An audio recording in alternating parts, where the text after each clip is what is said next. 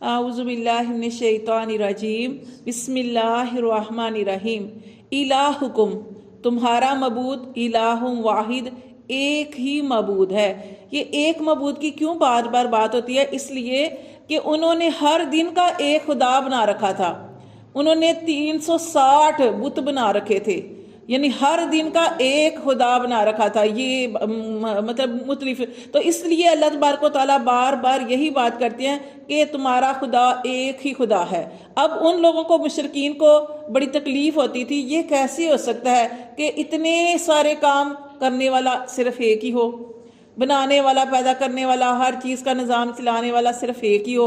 انہوں نے تو سمجھ رکھا تھا بارش یہ والا فرشتہ دیتا ہے، کھانا یہ والا فرشتہ دیتا ہے، یعنی انہوں نے ہر دن کا ایک علیحدہ سے معبود بنا رکھا تھا اور وہ اسی چیز پہ یقین رکھتے تھے۔ اس لیے جب اللہ تبارک و تعالیٰ نے رسولوں کو، پیغمبروں کو بھیجا تو ان کو اس بات پہ بڑی تکلیف ہوئی کہ یہ کیسے ہو سکتا ہے کہ ہمارے باپ دادا، وہ کہنے لگے ہمارے باپ دادا پاگل تھے، ہم تو اپنے باپ دادا کے دین پہ ہی چلیں گے جو ہمارے باپ دادا کام کرتے رہے۔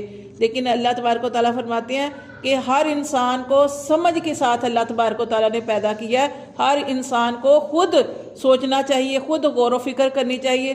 یہ نہیں کہ اگر والدین غلط ہیں یا بزرگ ہمارے بڑے جو ہیں، اس چیز پہ بھی سوچنا چاہیے کہ ہمارے بزرگ جو شروع سے وہ ایک چیز چلی ہوتی ہے نا کہ ہمارے ماں باپ تو یہ کرتے ہیں، ہمارے بزرگ تو یہ کرتے رہے، ہم نے بھی وہ کرنا ہے، اس کے بارے میں بھی سوچنا چاہیے کہ کیا وہ صحیح کام کر رہے ہیں یا غلط کام کر رہے ہیں۔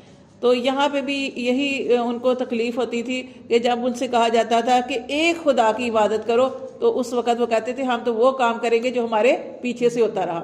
تو اللہ تبارک و تعالیٰ نے اسی لیے نبیوں کو بھیجا تھا، اور یہاں پہ بھی وہی دعوت دی جا رہی ہے۔ اللہ تعالیٰ فرماتے ہیں الہکم الہ واحد، تمہارا خدا ایک ہی خدا ہے۔ فالذین، پس وہ لوگ، لا یؤمنون، جو نہیں ایمان رکھتے، بالآخرۃ، آخرت کا، قلوبہم، ان کے دل، منکرات، ان کے دل انکار کرتے ہیں، وہم، اور وہ مستکبرون، اور وہ کیوں کرتے ہیں؟ تکبر کی وجہ سے۔ اللہ فرماتے ہیں لا جرما، نہیں کوئی شک، یعنی دوسرے لفظوں میں کہیں گے یقینی بات ہے، یقینی بات ہے، ان اللہ، کہ بے شک اللہ، یعلم، اللہ تو خوب جانتا ہے، ما یسرون و ما یعلنون، جو تم چھپاتے ہو اور جو تم ظاہر کرتے ہو، اللہ تو اس کو بھی جانتا ہے۔ انہو، بے شک وہ اللہ، لا یحب المستکبرین، بے شک وہ اللہ نہیں پسند کرتا تکبر کرنے والوں کو۔ وَإِذَا، اور جب قیلا کہا جاتا ہے، لہم، ان کے لیے، ماذا انزل، کیا نازل کیا، ربکم، تمہارے رب نے، قالو، تو وہ کہتے ہیں اساطیر الاولین، قصے کہانیاں پہلوں کی۔ اب یہ دیکھیں جب ان سے کہا جاتا ہے کہ تمہیں پتہ ہے تمہارے رب نے کیا حکم یا کیا چیزیں نازل کی، تو وہ کہتے ہیں ہمیں پتہ ہے کیا نازل کیا، قصے کہانیاں۔ یہ قرآن کے اندر جو اللہ نے واقعات بیان کیا اس کو کہتے ہیں یہ تو اللہ نے قصے کہانیاں جو ہے وہ بیان کی ہیں۔ اور اللہ تبارک و تعالیٰ نے اگر یہ واقعات قرآن کے اندر بیان کیے ہیں تو اس کا اللہ نے ایک مقصد بنایا ہے، تاکہ جو پچھلی قومیں کاٹ چکی، ان کے اوپر عذاب آ چکا، وہ کام اللہ فرماتے ہیں تم نہ کرو، تو اس لیے کیا، لیکن وہ اس کو قصے کہانیاں کہتے ہیں۔ اللہ فرماتے ہیں لیحملوا، وہ کیوں کہتے ہیں قصے کہانیاں؟ لیحملوا، تاکہ وہ اٹھائیں، اوزارہم، اپنے بوجھ، کاملاتن، پورے کے پورے، یوم القیامہ، قیامت کے دن۔ جو وہ غلط کام کر رہے ہیں، جو بہک رہے ہیں، جو اس طرح کی باتیں کہہ رہے ہیں، اللہ فرماتے ہیں قیامت والے دن ان کو اپنے گناہوں کا بوجھ اٹھانا پڑے گا۔ وَمِنْ أَوْزَارِ الَّذِينَ، اور ان لوگوں کا بھی بوجھ اٹھانا پڑے گا، يُضِلُّونَهُمْ، جن کو انہوں نے گمراہ کیا۔ بوجھ اٹھانا کتنا مشکل کام ہے، بوجھ۔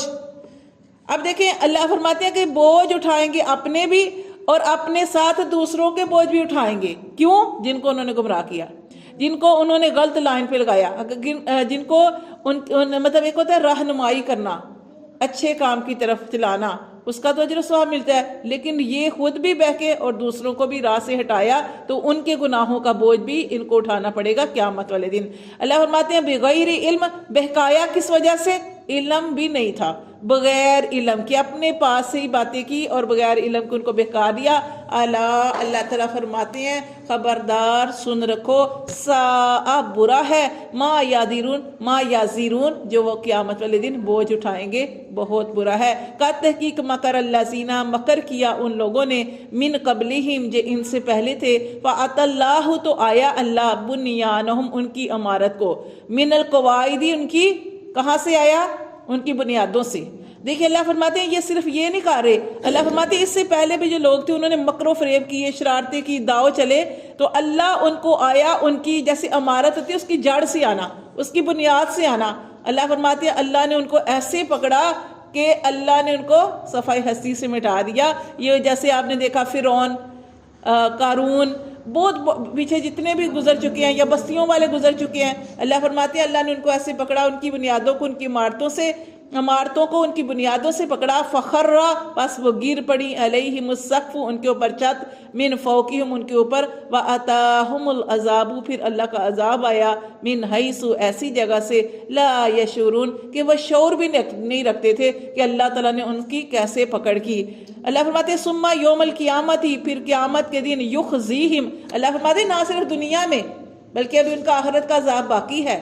اللہ فرماتے ہیں پھر قیامت کے دن اللہ ان کو رسوا کرے گا، وَيَقُولُ، اور کہیں گے، اینا، اللہ تعالیٰ فرمائے گا کہاں ہے، شرکائی الذین، میرے وہ شریک، کنتم، جو تم تھے، تشاقون، جن کے بارے میں جھگڑتے تھے، فیہم، ان کے بارے میں، کہ اللہ تعالیٰ قیامت والے دن ان سے پوچھے گا، کن سے؟